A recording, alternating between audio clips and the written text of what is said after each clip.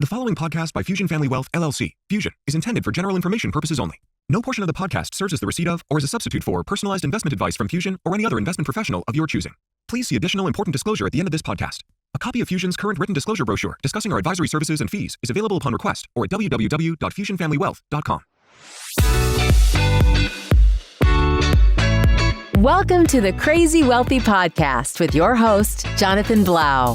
Whether you're just starting out or are an experienced investor, join Jonathan as he seeks to illuminate and demystify the complexities of making consistently rational financial decisions under conditions of uncertainty. He'll chat with professionals from the advice world, entrepreneurs, executives, and more to share fresh perspectives on making sound decisions that maximize your wealth. And now, here's your host.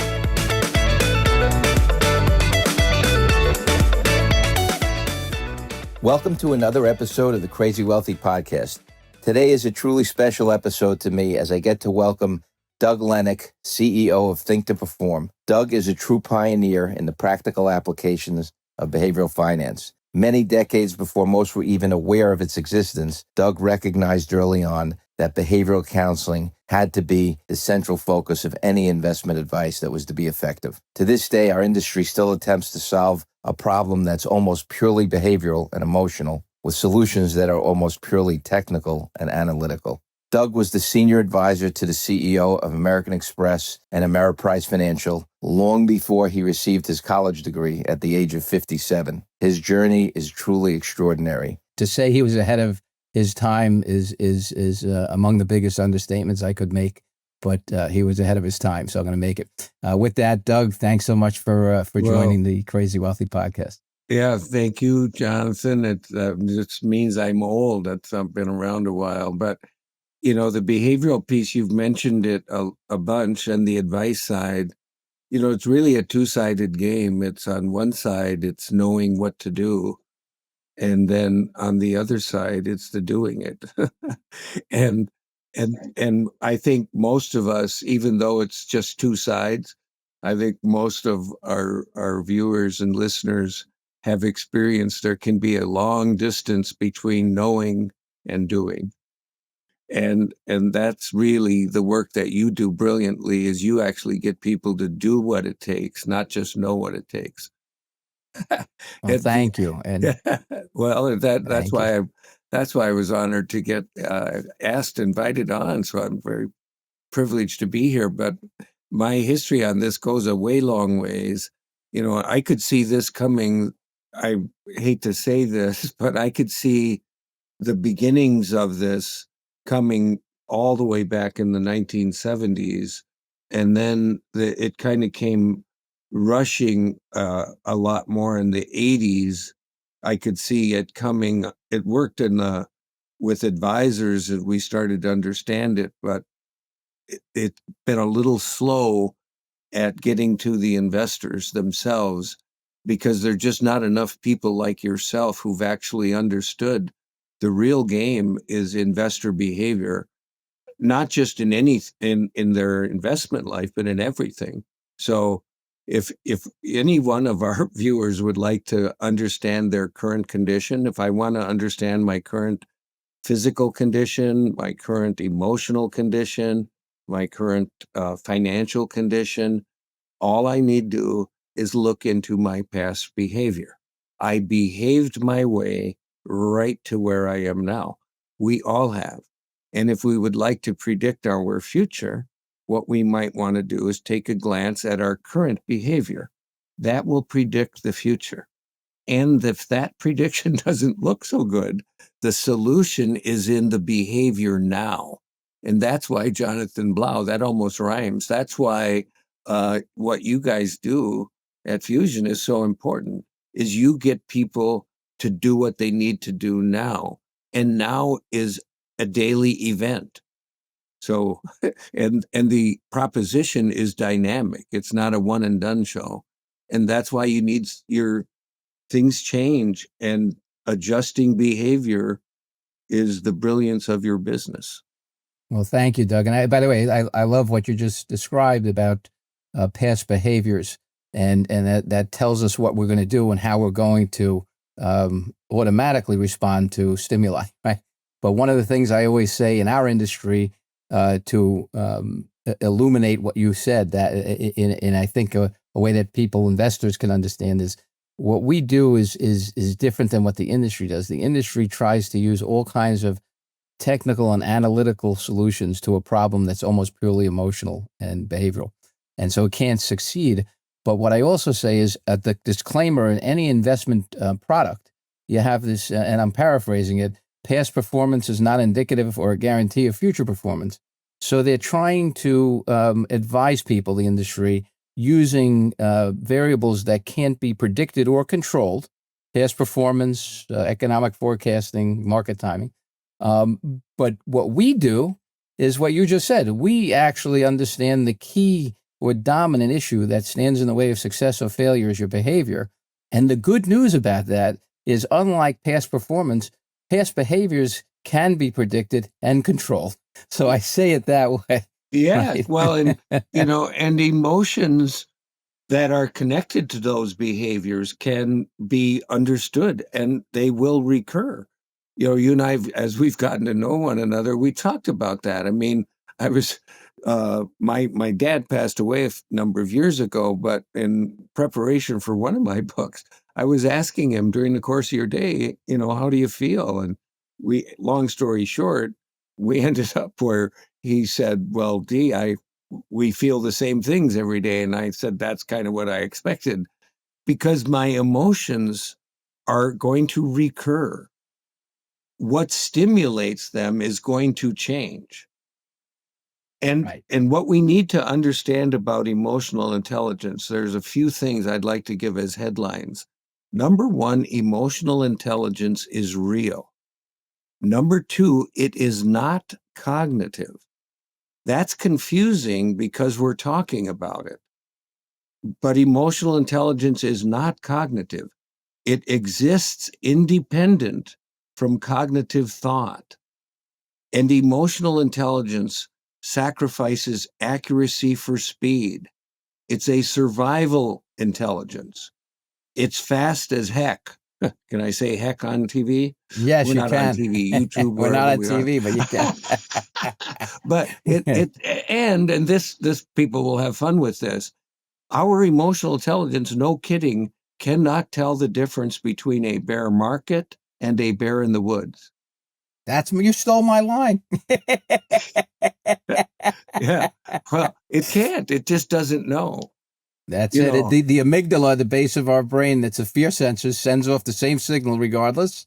Yeah. And that's where the end, the beginning of the end occurs for investors who don't have to now contemplate life and death threats in the African savannah, the bear in the woods, or versus vagaries of the financial markets and how to deal with them. We're programmed to do the opposite, right? Yeah, no, exactly right. And, and fortunately, for everybody watching this show, many of them are your clients. They're working with somebody who understands that, and the thing about it is, and I actually, I didn't have a large and lengthy encounter, but I did have the occasion to see an encounter sort of a bear in the wild, and it will scare you. It's a real true deal. It gets your heart a fluttering. So we have to understand the human. We are wired to survive, and if our wiring, the exterior, the wiring, our survival instincts are wired, and they're stimulated by the emotions we experience when something stimulates us from the outside. So if it's a bear in the woods, in my case, so the bear comes out of the woods, I'm with a guy, and we had just gotten into our canoe, and I was in the stern, he was in the bow, I was more experienced. Bear's walking out of the woods, maybe 10 yards, 30 feet, 40 feet maybe, from as he starts to approach the shoreline. And I encouraged my colleague to not stand up and swamp the canoe, just sit there, please. Luckily, we were in an aluminum canoe, and so I could use that to make noise. And the bear didn't bother us and left us alone, but it was great. But the irrational thing, and what we say, and I'm sure you've told your investors this many times, irrational decision-making trumps high IQ every time. So this isn't about how 100%. smart you are. This is about how able you are to access how smart you are in the presence of the bear, whether it's the bear in the woods or the bear market. And what you get with Jonathan Blau is someone who prepares people for the truth.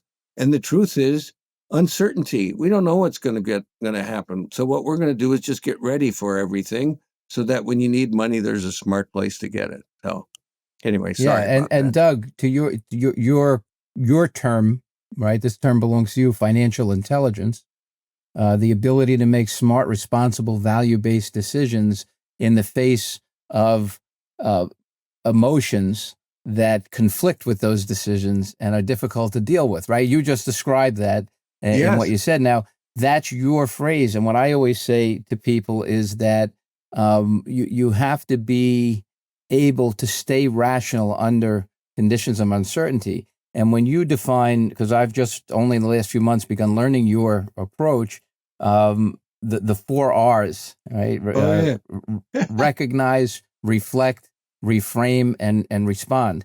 And so I determined that when we're dealing with the way we're programmed for quick decisions, we oftentimes don't let our reflective mind overcome the reflexive mind, the automatic. And Yes. so by using your 4 R's, by recognizing the bias that start trying to take over, and then reflecting on what's important to me, what are my values, then you slow down, I think, that process, right? That's what you've figured out how to do for your disciples. It stops that amygdala hijack that you were referencing, and not very Yep. many people know and talk about the amygdala hijack. So I was interested in you bringing it up, but that's how you stop it. So you recognize what's happening. So what happens is something happens outside of us, and it stimulates us emotionally first. That happens really, really fast. And so we need to recognize that moment. So that's just a recognition moment. And we can cover in like 10 seconds, well, maybe a little longer, a little game that people can play with themselves that will change their lives. I mean, it's hard to believe that in however long our podcast is, you can get some life-changing stuff. But I've seen some of what you do, and it's life-changing, and I hope this is one of them, which is Thank you. every one of them. Everybody watching this, any one of us can practice till it becomes a habit that we are aware of our moment-to-moment reality. That's the first R. It's recognition, and it's the first part of that first R. Recognize. Recognize what? What am I thinking right now? How am I feeling right now? Physically, what's going on with me right now? Reality is a combination of those three things. And if we think about them in the form of a triangle, we have our cognitive thought, and we have our emotions, and then we have our physical self. So when something happens outside of us, maybe the market drops 10%, or maybe or maybe it goes up, or maybe this or that happens. When that occurs, that's outside of us. It stimulates us emotionally first. And our emotional intelligence is there to help us survive. And we're wired to live another day. It wants us to emote. And Jonathan, what you and I want our listeners and viewers to do is think mode. We don't want you to emote, because if you emote, you might make a mistake. And we'd rather you think mode. And that's the reflection part. But you first have to recognize, I'm all charged up. Not a good time to make a decision. Even though some of the shows you might watch on TV, they're telling you got to decide in 30 seconds. No, you don't. Right. Right. No, True. you don't. Well, it's interesting as you describe that. It reminds me so much of what I was prepared for when I first had to testify in an important setting about 15 years ago. And the lawyer we hired, who was a tremendous human being like you are, and a very accomplished professional, he taught me this acronym, LTEQTBYA. Listen to each question. Think before you answer. I've remembered that for 15 years, and that's basically what you just said, Yes. applying it to what we do. Right, because it's in, and what you said earlier to precede it sets it all up. Because now that I recognize what's going on with me, I can now reflect. Now, the other parts of recognizing are, incidentally, recognizing what's going on with other people in your life. So the beauty for all of the listeners and viewers is Jonathan is an expert at this. So not only does he recognize what's going on within himself, he recognizes what's going on within you. That's called empathy. And that allows for us to help you with this 4R process. But the reflect on what? Reflect on the big picture. Reflect on what really matters. Well, what really matters? If you haven't done so, and this is shameless self-promotion, you can go to our website and do the values exercise. It's free. But take the time to think about what you care most about. And the exercise literally is free. We have thousands of people do this every week. We're proud to say, if you search values exercise or values card exercise, we're the number one result of that. I have nothing to do with that, but a lot of great people do. But that's because people care about what they care about, and you should know what you care about. That's what you should reflect on, the big picture. The third R is to reframe. That just means what I was thinking when I was recognizing when the thing started. Now that I reflected on things, I can change my mind. You know, I'm kind of the Winnie the Pooh guy in that. I think it was Winnie. I might get it wrong, but once upon a time, Winnie the Pooh didn't like the shirt he had on. He looked down, didn't like the shirt, so he decided to change his mind so he wouldn't have to change his shirt. That's reframing. And then the last one is respond. You respond with a decision aligned with what matters to you most, and given how you've been prepared. And it's a real process that any one of us can learn to do. So, and I'm learning it myself. As we were preparing for the podcast and reading your books, I really wanted to internalize the message that you were delivering, because I felt like I should be able to understand it given what I already knew. And I feel like after talking with you, I did understand it, and it's helping me to do what I do, I think, more effectively. Well, you actually know that practice makes permanent. So the idea here is if people practice this multiple times a day. I mean, we send out little notes to people, tens of thousands of them go out every day. It says, freeze, what are you thinking? How are you feeling? What are you doing? And then the bonus question, could I be thinking or doing something better? If people practice the freeze game until it becomes a habit, it will profoundly change their lives. And if the second thing they do is they reflect on a regular basis on their values, those two things together. I use water as a reflection. This is one that I'm about to finish. And what happens is when I drink water, I can go through my values. Mine are family, happiness, wisdom, integrity, service, and health. So I can do this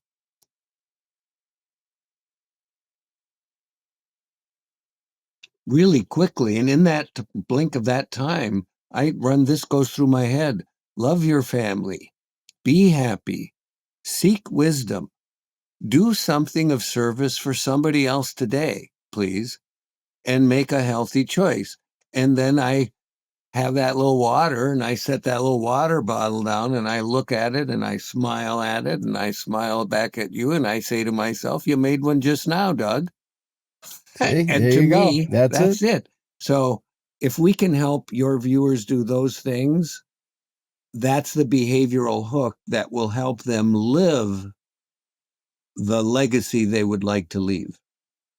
And that's what's nice about what you do, that was a little bit, I'd say, somewhat absent from my training, which my training didn't really have as much of an infusion of looking out for others and not just making good financial decisions, but decisions that can better your life, better others' lives, and focus on your true values, so that all of those other things can be accomplished.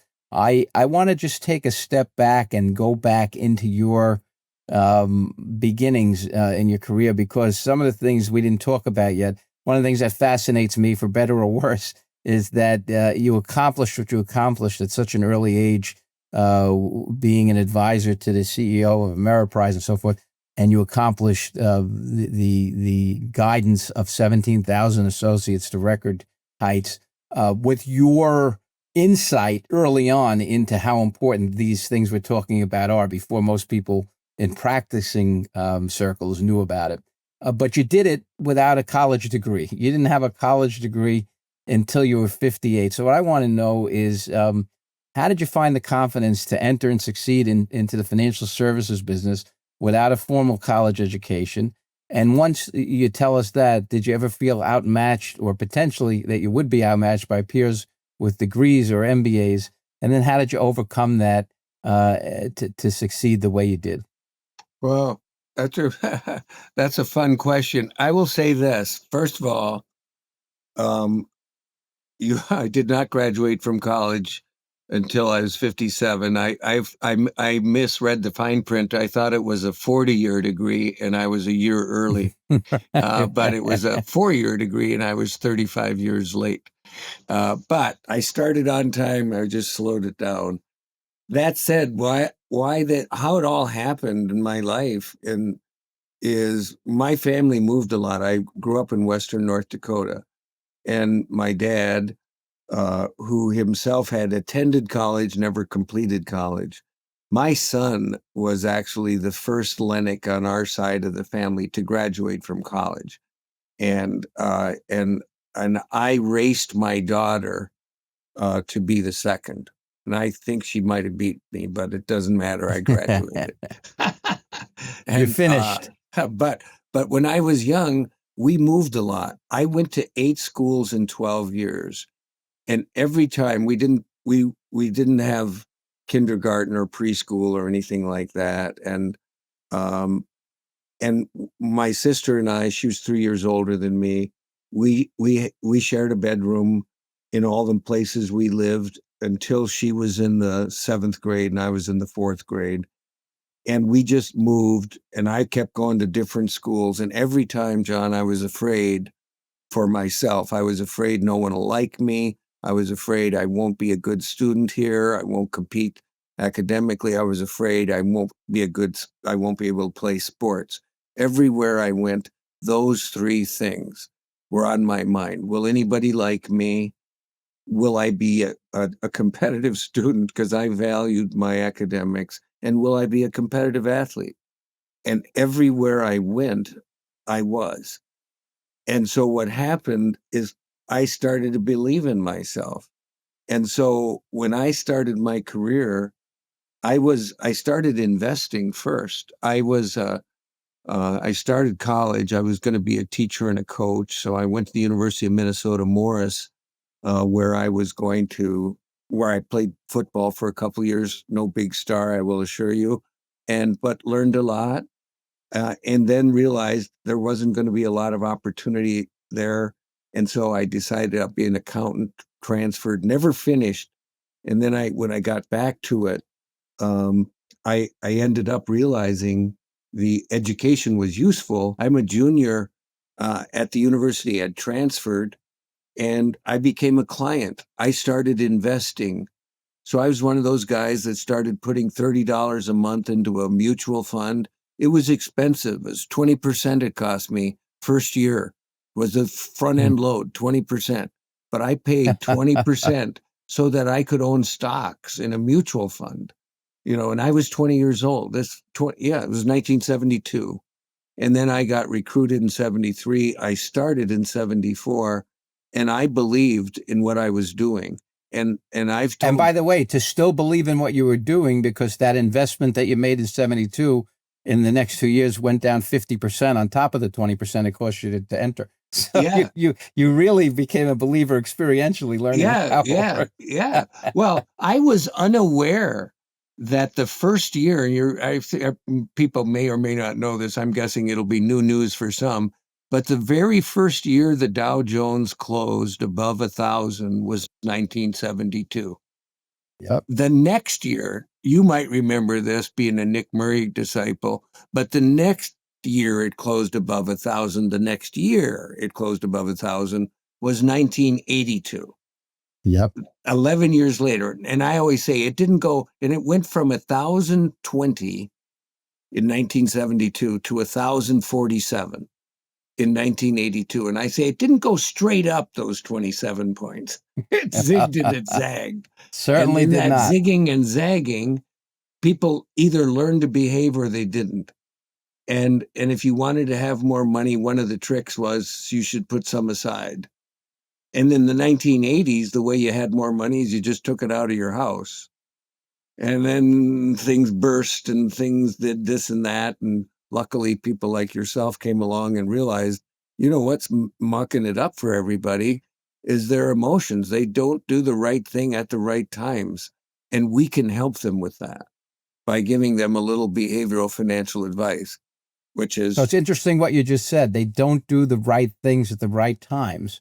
So in my teachings from Nick Murray, there are three principles or attitudinal beliefs that are important. One is faith in the future. If you don't have a reasonable faith in the future, every bump in the road looks like the end of the road, and you're not going to make it to the end of the road. And then you have it's faith in the future, and it's patience and discipline. The patience part is what you just said. Make sure you don't do the wrong thing at the wrong time. But then there's the discipline part, which is make sure, in spite of what's influencing your temperament in the wrong way at the time, continue to do the right things. If you're saving $10,000 a month into your portfolio, don't stop. So the patience and the discipline are different things, but both attitudinal beliefs that are critical, because it's beliefs, I believe, and I know you believe, that dictate behaviors.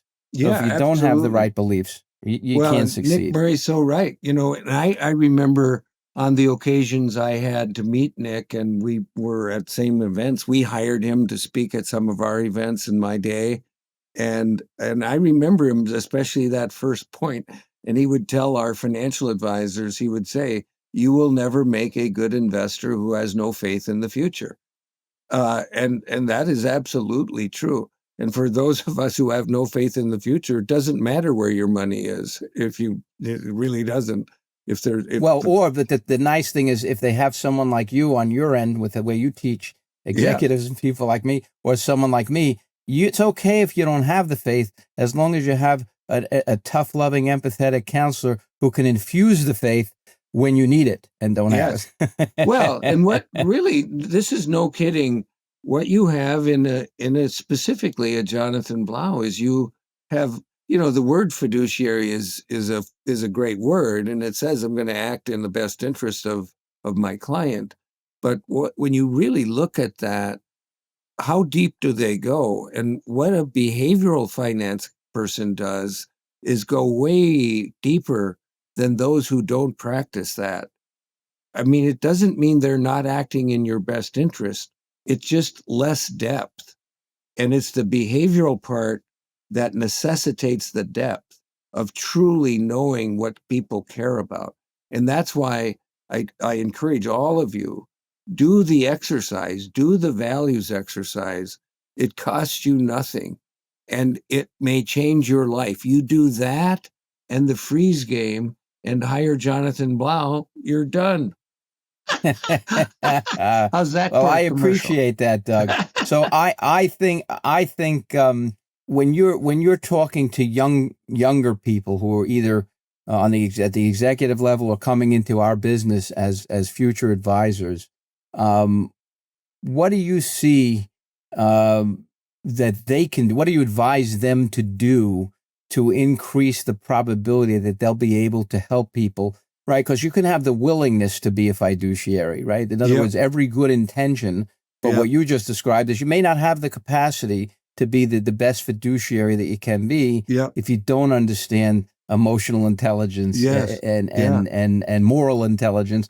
What do you tell these people they should do? Everything from, you know, can they succeed on their own? Do they need to hook up with someone like you or like me and become part of the team so they can learn any of those things that come to mind?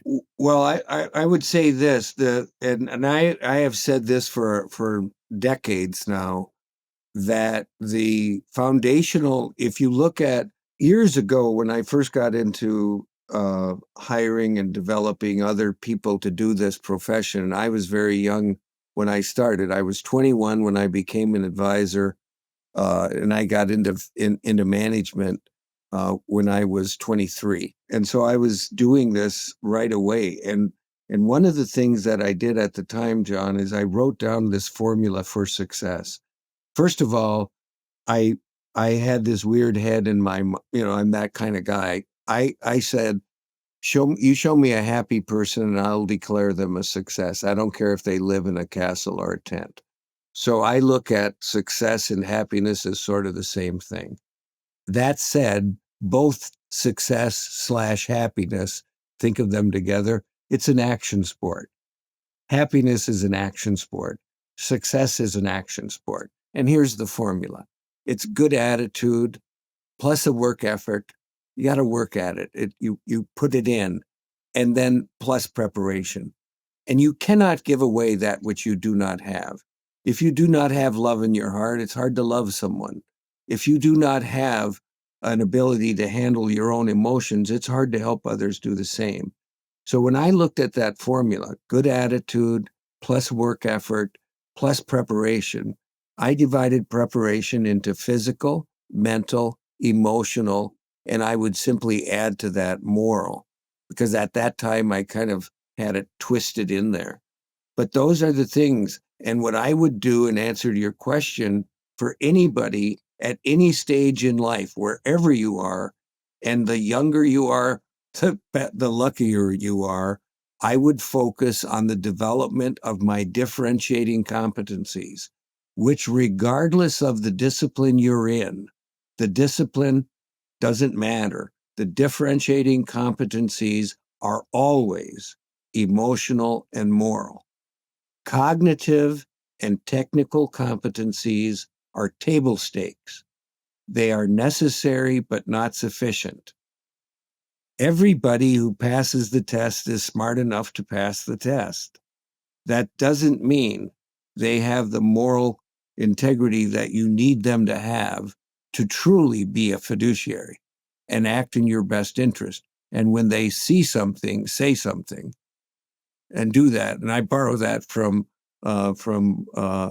Adam Holt, who's a fintech guy, runs a company called Asset Map. So I think the idea of doing this is just the thing. And anybody entering this industry, incidentally, this is a profession. And Jonathan Blau and Amy Blau are two examples of people who have figured out we can do very well. We can make a living making a difference.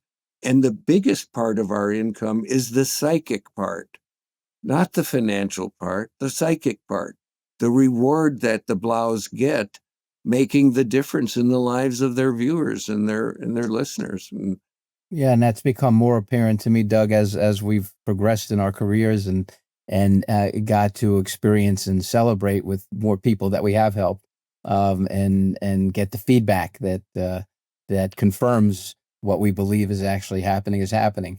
I wanted to talk to you a little bit about, because you talk about moral IQ, right? So we talked about the emotional IQ, and I think that's somewhat easier for a lot of people who listen to understand. Okay, I've got these biases; they're kind of automatic, they're reflexive, and I've got to slow them down to make better decisions that I have a chance to think about before my body forces me to have my amygdala hijacked and so forth, and take over.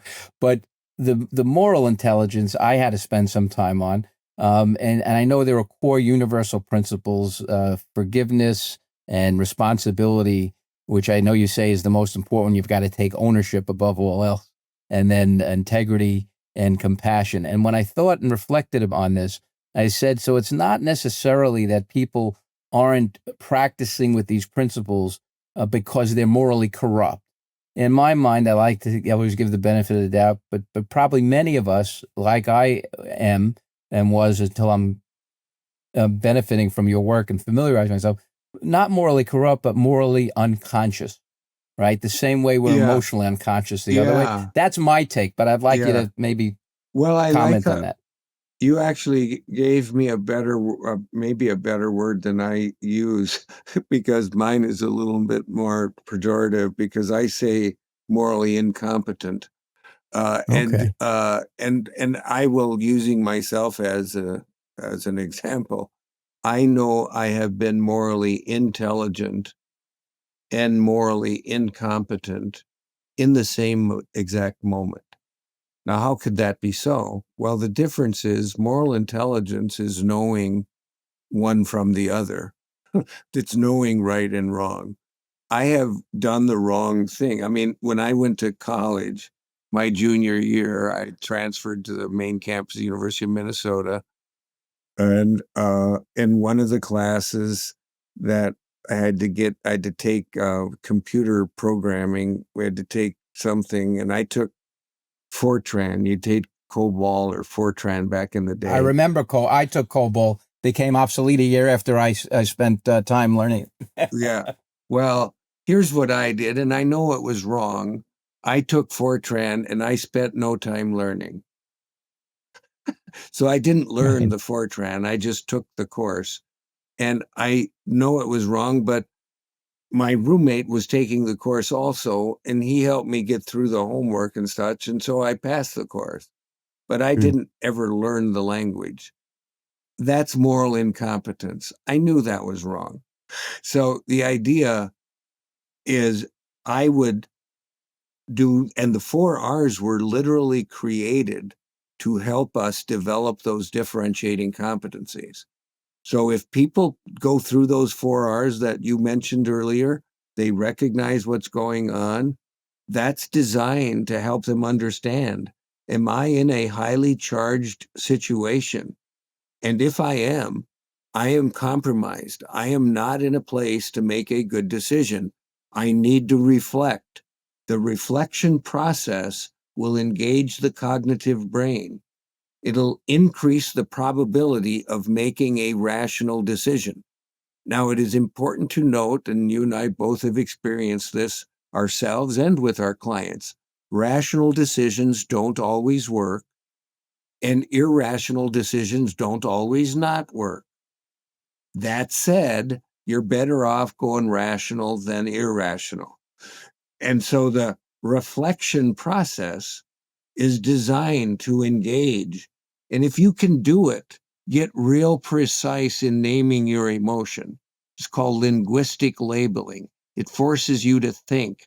That calms your emotional center and increases your access to your brain. So if you go back to those circles we talked about earlier, when the emotional center, when the amygdala gets all rattled, what happens is, if you think of that thought circle as the sun and the emotion circle as the moon, what we experience is a partial eclipse, and we can't think clearly. And what we're trying to do with the 4 R's is clear your head. Now that you've reflected, you're prepared to reframe. Now you can think differently. And what we typically do is encourage you to ask your advisor, do you want to weigh in with me on what I could do? And Jonathan might say, yeah, I'll weigh in with you. I'll help you out. I'll help you with the reframing, and then make a decision. That's the response. But those are the things, and people can do that. And literally what we've done today, remarkably enough, if they take a couple of the pieces that we've worked on today, those things will be profound in the difference they make on their lives. You'll be amazed how much it'll change your life, just paying attention. And I hope everybody listening takes the time, because Doug is very humble. He's been among the most successful people I've met in helping people help themselves to become the best selves they can. In many ways, and one of the things I want to say, I just want to comment, Doug, on what you said, because it just resonated with me. And when you said that you can make irrational decisions that can have a better outcome than the rational decision, that can happen. But what I always talk about is the compounding of rational decision making, meaning that if you're always rational and you're focused on the input, then the outcome bias, right? We judge whether or not we should be continuing a behavior based solely on the outcome, right? So now that's called outcome bias. And when we do that, to me, over the long run, you're compounding irrationality is going to fail, even if occasionally the irrational. So when you compound rationality, you're in touch with your outcome bias. Don't let it overtake whether or not the consistent rational inputs are the right way to go, because I agree with you that they always are. And then the last thing I want to comment on is you mentioned about happiness and so forth. And one of the things that resonated with me is being happy. I don't care how much money you have. I want to know if you're happy. So I was listening to Morgan Housel on one of his podcasts. I love Morgan Housel. He's great. I love how he defines wealth. It's the ability to wake up and do what you want, when you want, with whomever you want, for as long as you want. There's no dollar amount that can measure that. But what he also says is, if you want to be wealthier, there are only two ways to get yourself to be wealthier. You either have to sacrifice more. I'm going to work longer hours. I'm going to take more jobs on. I'm going to spend less time with my family, or want less, right? And the way he puts that, it's just so it's so accurate, right, with what you're saying, is that gets to happiness. Yes, right? absolutely. Well, and I've said happiness is a state of mind, not a state of affairs. And the difference is happiness, there is a contingency. Happiness is a state of mind that one gets to experience when their behaviors are in alignment with the things that really matter. So what happens is, the reason the Blaus, and my observation, knowing both of you for a very short time, you're a happy couple. And that happiness is a state of mind because you're aligning what you do every day with what you care about. And it makes you happy. Amongst the things you care about, obviously, is helping your clients. And when you help them, you feel better about it. That's the psychic income. And we have state of values. We've done this state of values report now 2 years in a row. And what's interesting, Jonathan, is globally and domestically, they happen to be the same, but the top 3 values domestically and globally are, in order, family, health, and happiness. Those 3 in order. So people all over the world care about people. People all over the world want to be healthy so that they can enjoy their lives. And people all want to be happy. They either are or they'd like to be. There isn't anybody who doesn't want to be, who is actually themselves rational. Rational human beings would prefer to be happy. Why not? Right. Makes sense. Yes. Makes sense. So, Doug, with that, I want to, well, go ahead. I'm sorry if you had something to finish with that. I wanted to, just some of the key takeaways, and this was such a treat for me. I really do, again, thank you from the bottom of my heart for coming on.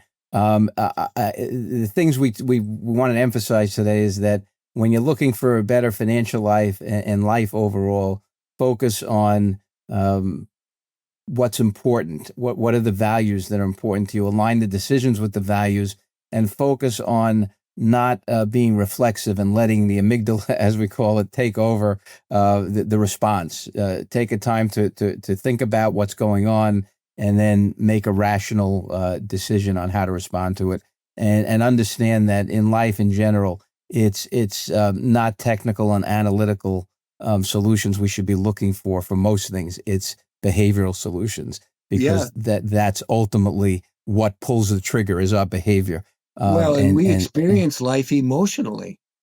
That's it. We don't experience life cognitively. I mean, we think about what's going on, but you feel your life. You don't think your life. You feel it. No, that's a great point. So I want you, Doug, to also tell our listeners where they can learn more about you, Think to Perform, and some of the other offerings that you have to help people. The way you talk can go about. to Think to Perform. The word think, the number 2, perform.com. That's our website. You can Google me. You see my name, and it turns out I'm the only one who pops up when you Google my name. I think Jonathan Blau is the only one who pops up when you Google his name too. And you're welcome to that. And our website, a lot of activity there. You can do a lot of things that hopefully you benefit from, and it costs you nothing. The values exercise is just one of them. Please buy my books, all of them. and you can find them either on our website, or of course you can go to Amazon. And I'm very fortunate to have been part of this podcast and to get to learn from guys like Jonathan, because what they're doing, living the life, is what keeps us relevant, because we need to continue to help each of us align our real behaviors with what really matters to us. For very many people, life passes them by. One of my very good friends, who owns a company called the Hans Group, his name's John Hans, and he says, don't be late to your life. Don't be late to your life. And the thing about it is, anybody can get started today. If you haven't had a chance, take a look at what Warren Buffett just wrote in his final thoughts. He's 95 years old, and it's just a very, very, very short piece, but it's very, very worth it for all of us to read it if you haven't. Did you see it, Jonathan, by chance? I did when we spoke last night. I looked at it. Yep. Yeah, it's pretty cool. And yeah, we talked about it yesterday a bit. And so I that's what I would say. I don't know. I could stay on forever and ever. I love this sort of thing. I'm with you, and we'll do another one. We'll do a follow-up. But right. When you said about your comments on life, it reminds me. I think it's either Louis Prima or Lou Monte, but I think it's Louis Prima. Enjoy yourself. It's later than you think. and that just reminds me, that song is what came to mind when you said that. So don't let it pass you by. Thank you again, everybody, for joining us on this episode of Crazy Wealthy. You can get us on Apple, Spotify, all your favorite venues, and the crazywealthypodcast.com website, as well as fusionfamilywealth.com. Stay tuned to hear Amy's call-in for the recap of today's episode. Hello, honey. Hello, how are you? I am good. We are now in not so sunny Florida, but I know. Same weather, just I guess further south at this point. I'm not sure I'd rather be in New York. Well, if you want to go back to New York, I support you, but I'll miss you terribly. Okay. I figured that was coming. But I do know that you did have a call with Doug Lennick, who is a new friend to Fusion and to us, and one of the only men that I think is equally passionate about behavior as you. Him and Nick Murray. Right. That's true. But so, Doug's more present to us, actually. Well, Doug is a new friend, and really a special person. Gotten to know him. You got to know him a little bit too. And Doug has a company called Think2perform. He coaches everyone from executives to athletes and everything in between on how to make consistent, rational decisions, but by basing your decision process on what's most important to you from a values-based standpoint, and having empathy for others and everything else. So it's a very unique strategy, but it's also very effective. He actually was the advisor to Ken Chenault, who was the CEO of American Express during the whole 9/11 crisis, and was able to get him as a leader to understand how to navigate successfully through that whole debacle to get everybody's morale up and keep the company moving in the right direction. So this is not just soft stuff. This stuff actually works in real life. Well, what's interesting about Doug, just from talking to him, is that it seems as though he is not motivated by money. And I'm sure he's done very well for himself over the years, but he's motivated also by what he does with his money. So doing good. You know, the one project he talked about, which is a pet project of his, is that he took a community theater near him in, I think, Minnesota, where it was failing, but he thought theater was so important to the community that he got a bunch of investors together and they bought it and they built it back up and they lost money for a couple of years. And he said in the end, they've all made tremendous money on it. They weren't doing it for that purpose. They were doing it so they can keep theater going. So sometimes he does things just out of the goodness of his heart, and it worked out well financially for him in this situation. And one of the things he said in the podcast is he equates happiness with success. So he said, you give me someone who's happy and I'll declare them successful. I don't care whether they're living, this was his quote, in a castle or a tent. And so that kind of sums up how he feels about success and happiness. And what's interesting is he at 21, I think, began his career in this space. And by 23, he was already in management. And before he had a college degree, and long before, he was the senior advisor to the CEO of American Express and American Express Financial Advisors, which became Ameriprise. And when I asked him during the podcast, how did you find the confidence to compete in such a competitive space and succeed when you're competing with people who have degrees, sometimes advanced degrees and so forth, and you didn't have college degree? And he had an interesting story. Apparently his family was somewhat nomadic, and I guess job to job, he was in 7 or 8 different places growing up. And he said each time he had to go to a new place, he was always worried about 3 things. Will I be liked? Will I be able to succeed in school, because academics were important to him? And will I be able to compete in the athletic programs? And he said the answer to all 3 of those in each of the places was yes. I was liked, I was able to compete in both academics and sports. And that gave him the self-confidence to succeed and compete and take on the challenges that he took on early on. It's amazing. It really is. And the one funny thing I heard is, I know that, I know that he didn't graduate from college right then and there. And he said something, he thought it was going to be a 4-year degree, but it really was a 40 plus. It was a 40 year, and he got out 1 year early. Right. But one thing I heard in another, I was listening to another one of his podcasts. He was saying that he went to college to take classes. He was with seniors, juniors and seniors, but he was a senior, really a senior. And he said in that class, one of the books that they had to read on their list was his book. So it was a crazy story for him that he was the author of one of the books in the syllabus, and he still had to read it. Doesn't surprise me. He early in the early 70s, Amos Tversky and Daniel Kahneman were the 2 pioneers in psychology who really uncovered the modern day knowledge of making decisions under uncertainty, judgment and decision making. And Doug was right on that work early in the 70s, long before Tversky died and Kahneman won the Nobel Prize. I think it was around 2002.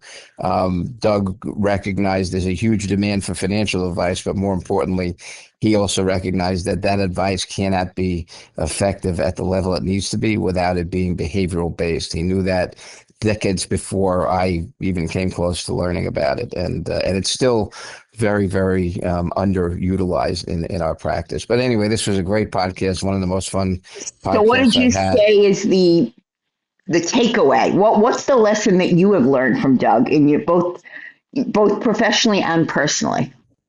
Well, professionally and personally, I think one thing that was missing from my training and my whole process is the basing your decisions not just on what's rational, but on what's most highly valued by you, right? What is it that you value the most in life, and then base the decisions on that. That always takes you back to a good place.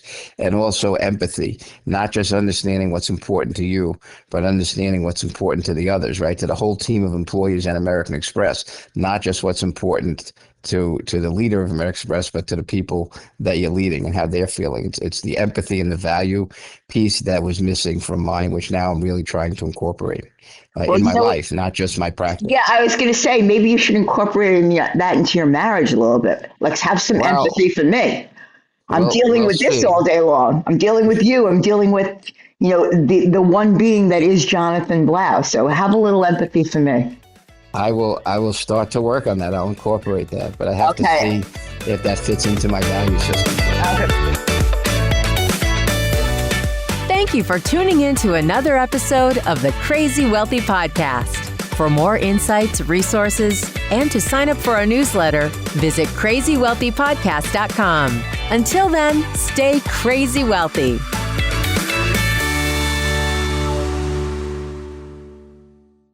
The previous podcast by Fusion Family Wealth, LLC, Fusion, was intended for general information purposes only. No portion of the podcast serves as the receipt of or as a substitute for personalized investment advice from Fusion or any other investment professional of your choosing. Different types of investments involve varying degrees of risk, and it should not be assumed that future performance of any specific investment or investment strategy, or any non-investment related or planning services, discussion, or content will be profitable, be suitable for your portfolio or individual situation. Neither Fusion's investment advisor registration status, nor any amount of prior experience or success should be construed that a certain level of results or satisfaction will be achieved if Fusion is engaged or continues to be engaged to provide investment advisory services. Fusion is neither a law firm nor accounting firm, and no portion of its services should be construed as legal or accounting advice. No portion of the video content should be construed by a client or prospective client as a guarantee that he or she will experience a certain level of results if Fusion is engaged or continues to be engaged to provide investment advisory services. A copy of Fusion's current written disclosure brochure discussing our advisory services and fees is available upon request or at www.fusionfamilywealth.com.